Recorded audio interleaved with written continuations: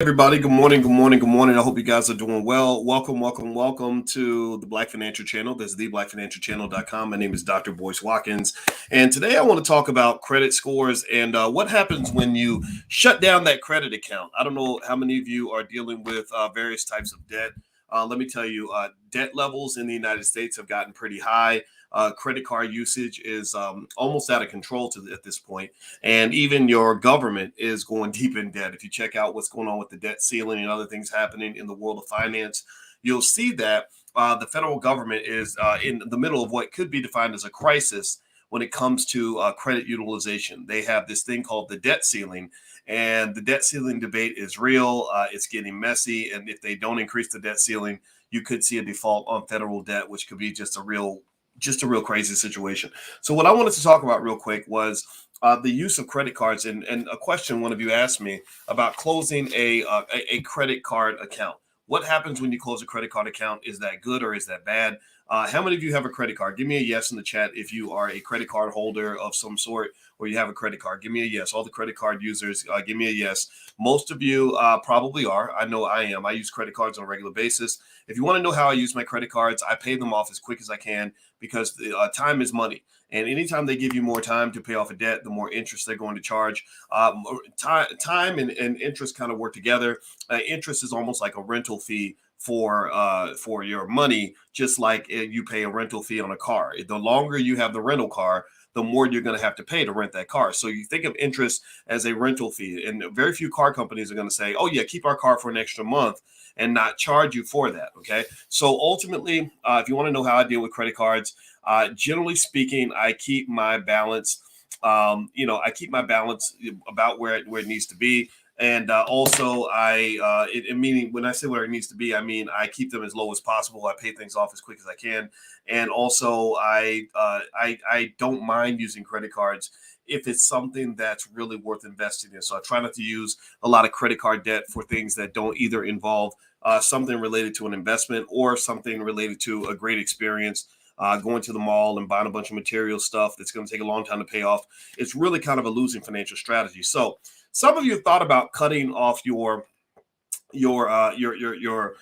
credit card accounts, just saying, okay, I want to fix my finances. I want to get rid of this credit card account. I applaud you for that, first of all, because I think that's really important. If you really want to get your financial situation together, you have to be honest with yourself. You have to be honest about your budget, make a real budget, no BS, put something together that's really reflecting how much money you're making versus how much money you're spending. Also, you want to make sure you're investing. Your money should be growing somewhere. So you should open up some sort of basic investing account, a VOO. If you go to boycewatkins.com, I have something called the $5 a day investing plan. $5 a day. It means $5. That's $35 a week. So if you do something like that, especially if you do it for your child, your children will have a couple $100,000 by the time they're about between 25 and 30 years old. So your children will have plenty of money to never have to work for anybody, and you can do this for them. That's a great gift to leave your children. But then also, when you talk about cutting out that credit card account, I'm going to say this. I generally believe that fewer accounts is better, just as on GP. Even though there are pros and cons to cutting off a credit card account, and I'm going to talk to you about what the cons are. I just kind of think debt is something that should only be used if it's going to make you more money. Taking on more debt just for the sake of having a better credit score is an iffy proposition. And I know I agree. I hear what people say about building up and establishing credit, and I agree with all that. But the question is, how much interest do you want to pay just to have a better credit score? How much debt do you want to take on just for the right to get more debt? Right. I can tell you this. I've had good credit scores and I've had bad credit scores. I had years ago, I did a bankruptcy, many years ago when I was younger and had less money. And let me tell you this, the benefit of having a bad credit score was that it kept me out of debt. I had friends, particularly at that time, that were going in massive amounts of debt to buy property and everything else. And a lot of those people ended up defaulting and going bankrupt because they had access to so much debt. So debt is powerful. Debt is like a drug. So sometimes if you have too much access to a drug, you can OD on that drug. If you watch the movie Snowfall or the TV show Snowfall, anybody watch Snowfall? In Snowfall, there was a character named Peaches who came in, who was a heroin addict, and Peaches came into $5 million.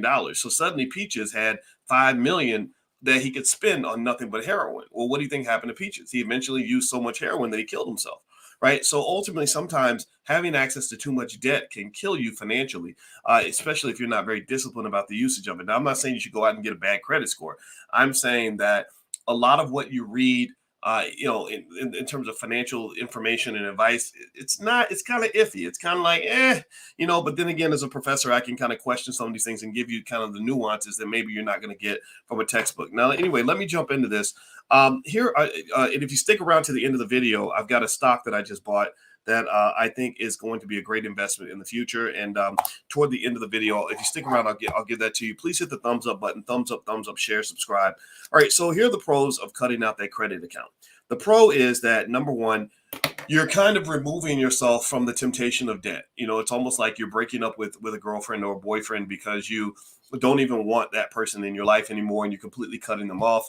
And so that's a good thing, right? Sometimes you need a clean cut from things. If you feel like a card is not serving your interest, or the interest rate is too high, or whatever, then cutting it off gives you the benefit of kind of getting it out of your system, so you don't have the option to even go back and get that debt.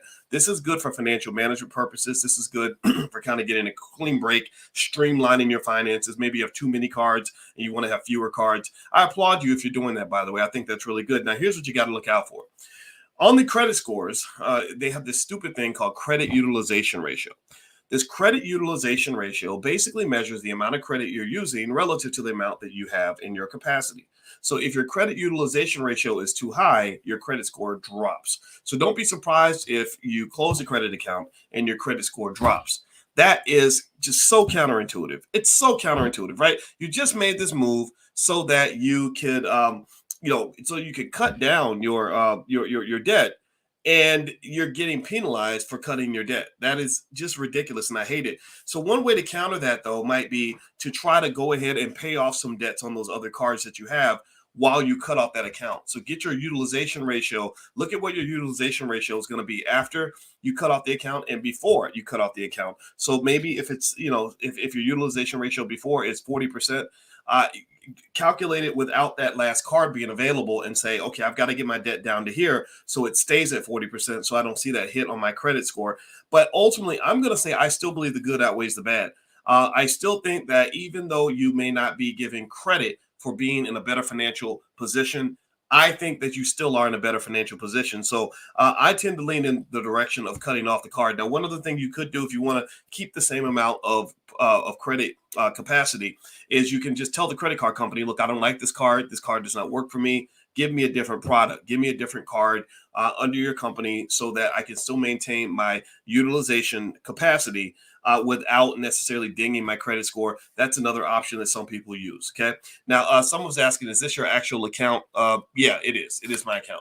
So, yeah, it's me. And anyway, speaking of that, my website is boycewatkins.com.